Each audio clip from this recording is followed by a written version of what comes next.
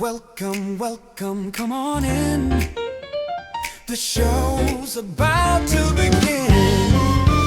Grab your seat and feel the nostalgia grow. Sit tight, relax, and enjoy the ride. We're so glad you're here. Let's go. It's time for Let's Play with AppleMatt.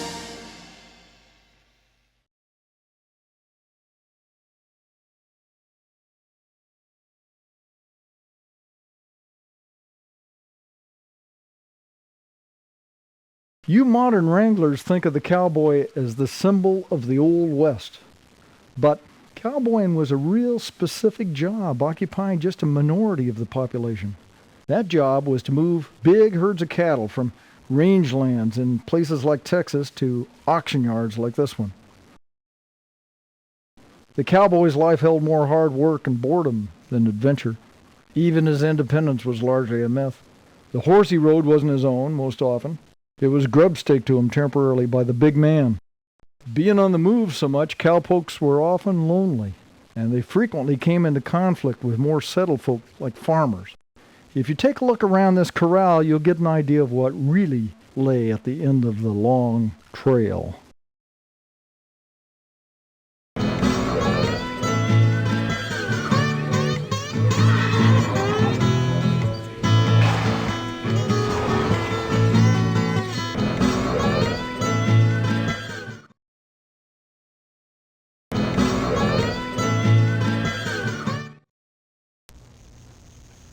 Wyatt Earp was never much into cattle or horse trading, but his heyday was also a high-rolling time for the Western cattle barons. They made a fortune cashing in on the American and Europeans' appetite for beef. Now, one way to succeed was to buy your doggies where they were cheap and drive them over long distances to where they could sell them for the higher prices.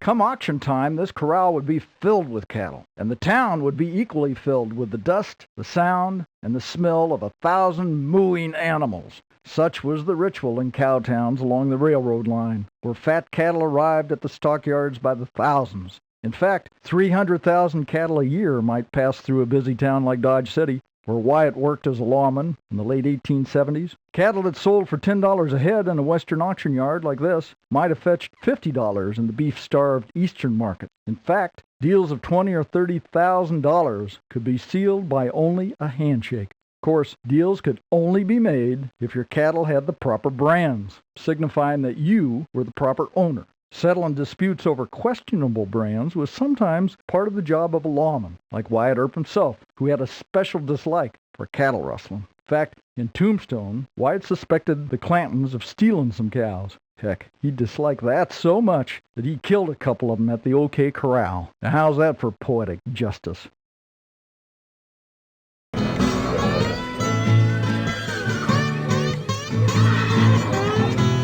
Driving cattle across the deserts of the Southwest took its toll on both cowboys and their herds. With little or no water between the destinations, and hardly any rain during the summer, finding water was the chief concern of the traveler. After 3 or 4 days without water, cattle could go blind. And on top of that, if the bovines couldn't smell water ahead, they'd turn back to the last drinking place that they could remember, sometimes 3 or 4 days behind them.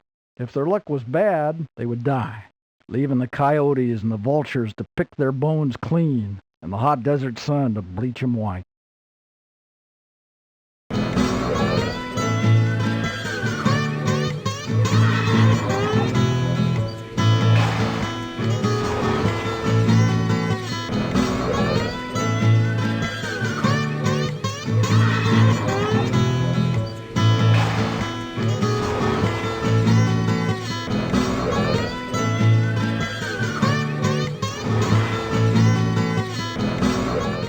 I'll reward you a silver dollar if you can answer this question right.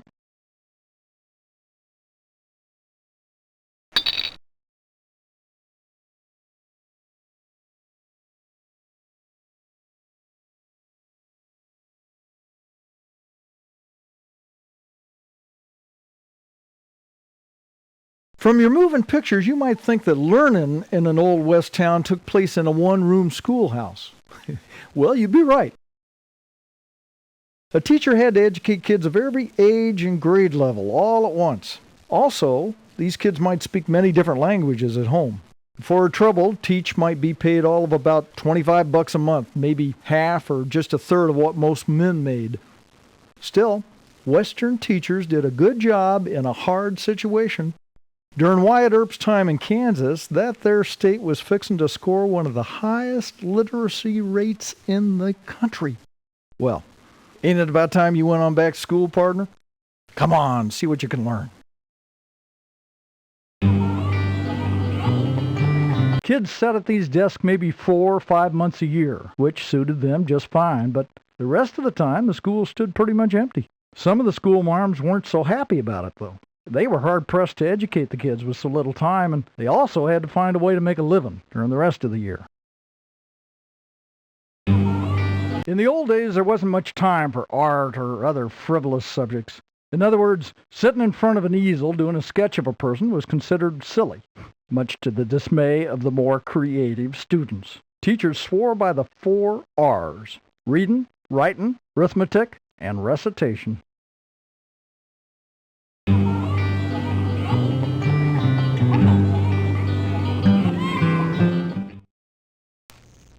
Well, did you all bring me an apple or what? Tombstone opened its first school just a couple months after Wyatt Earp arrived. It was a small room with a dirt floor and started out with just 9 students. Them kids' desks were just planks sitting on packing crates. And the teacher's desk was initially a flour barrel, flipped up-ended. Now this is a whole heap more imposing, wouldn't you say?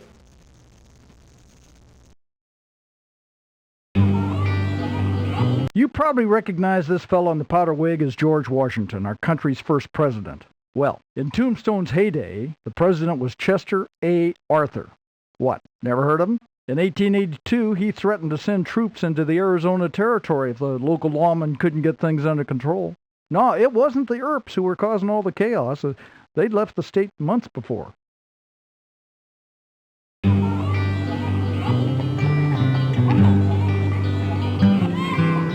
A youngster like Wyatt Earp would look out the door and he'd be off in another world. One where a kid could do some adventuring instead of memorizing multiplication tables. Wyatt's family wanted him to keep studying and become a lawyer, but he was too smart for that. Instead, he became a legend.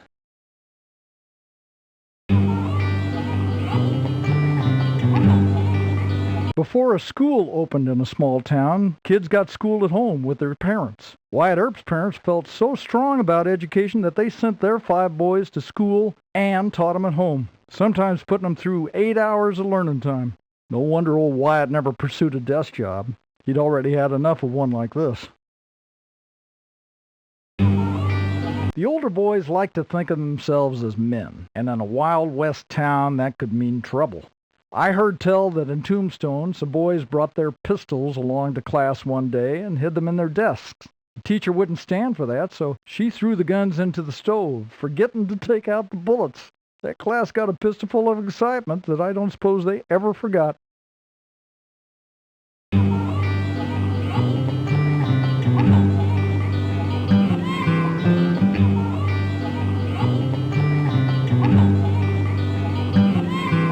The school marm had her weapons, or that is, tools of discipline. She could whoop a kid with a rod if necessary, or give him a dose of cod liver oil that she might have kept in one of these bottles. It's hard to say which was more painful.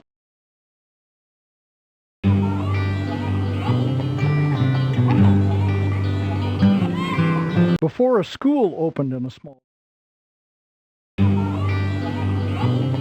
By 1880, the United States was shaped more or less the way it is today, except that the pie was cut up a bit different. Some parcels, like Arizona, were called territories, like it shows here on this map of 1880. The Dakotas hadn't gone their separate ways yet, and Hawaii hadn't joined the Union. And the place you call Oklahoma? Why, it was Indian territory back then.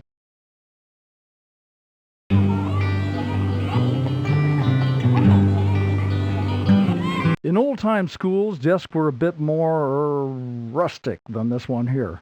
Maybe a board set across some beer kegs or packing box. The rough surfaces made it hard to write with ink pens, but lead pencils did the trick. A thrifty teacher would break the pencil into small pieces so it could be used by a whole mess of students.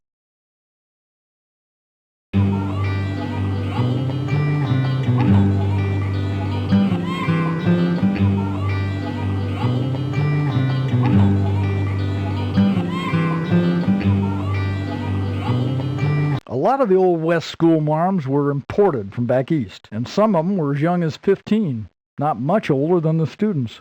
How'd you like to be sitting at this desk staring up at someone your own age? The older boys liked to think of themselves as men, and in a Wild West town that could mean trouble. I heard tell that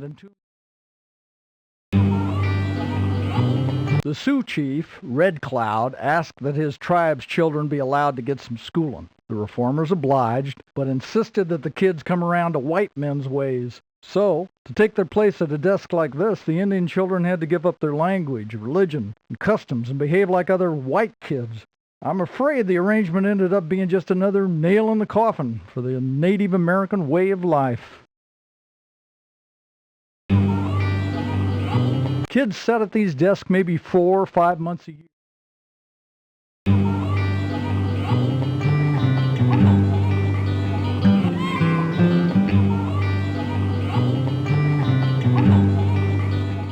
Partner, if you answer my question true, I have a silver dollar for you.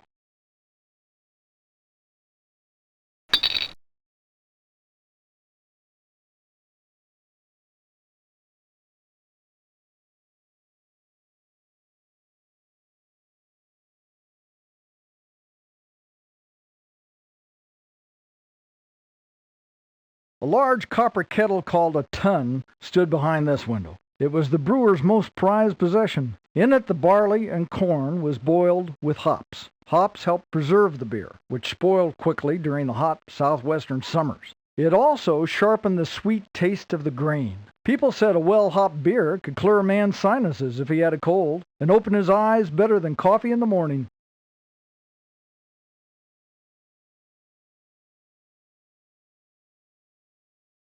Barrels of beer stood behind this window. They were rolled onto the loading dock each day and shipped by wagon to the town saloons. The beer was foamy and cool, but rarely cold because ice was scarce. Wyatt Earp didn't have a taste for beer, although he was a partner in several saloons. However, the rest of the folks in the Old West were known to drink more beer than whiskey, and they had a lot of places to drink at, since some towns had more saloons than houses.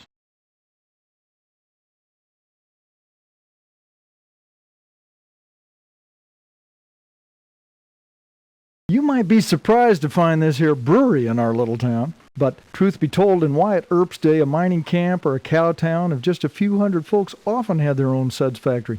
Many of the people who came to the West came directly from Europe, where beer was a part of their daily life, and they missed the taste of home. Now, beer, like cowpokes, is mostly water, and that makes it heavy. So shipping it over long distances would often cost more than the stuff could be sold for. And as a result, local brewers bubbled up all over the West. Take a look around this brewer shop. You could have yourself a whole keg of fun.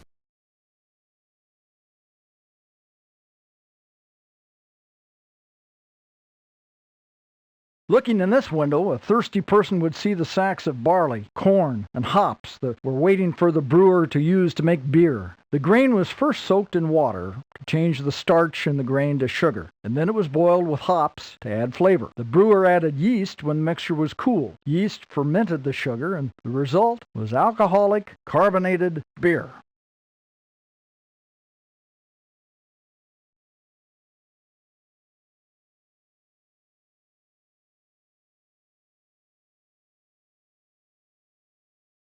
In Wyatt Earp's time, hanging was a common punishment for murder or armed robbery. Some hangings were carried out by law courts, but others were undertaken by impromptu lynch mobs. Them there necktie parties didn't get hung up on formalities like giving their suspects a trial first. There's a legend that Wyatt once single-handedly persuaded such a lynch mob to cease and desist, even though he was unarmed. Now, that may or may not be true, but in any case, Western executions were very public affairs, well attended. A town would get together to sing a few hymns beforehand, and then they'd enjoy a big banquet afterwards, when everybody's appetite was aroused. In one Colorado town back in 1881, a good 10,000 people showed up to watch a double hanging of a pair of convicted murderers. Part of the attraction was that this was the town's first legal hanging.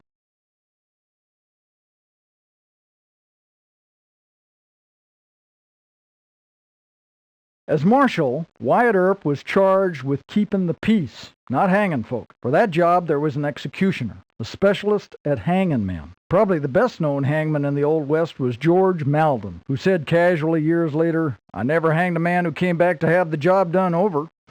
Of course, sometimes folks took justice into their own hands, like the time in Tombstone when John Heath was convicted of second-degree instead of first-degree murder. The residents disagreed with the verdict, took him out of jail, and strung him up.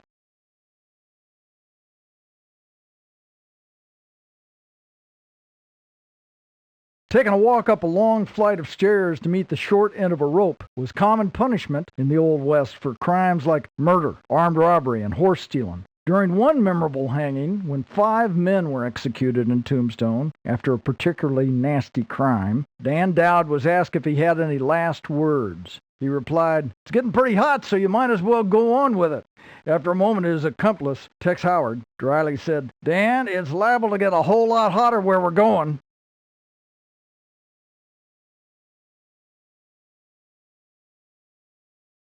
Isaac Charles Parker was known as the hanging judge because in his 20 years of serving as judge at Fort Smith, he sentenced a total of 160 men to the gallows. He even had a gallows specially built that could hang 12 men at a time. One of the killers that Parker had sentenced told the crowd moments before his demise, "I'm as anxious to get out of this world as you are to see me go."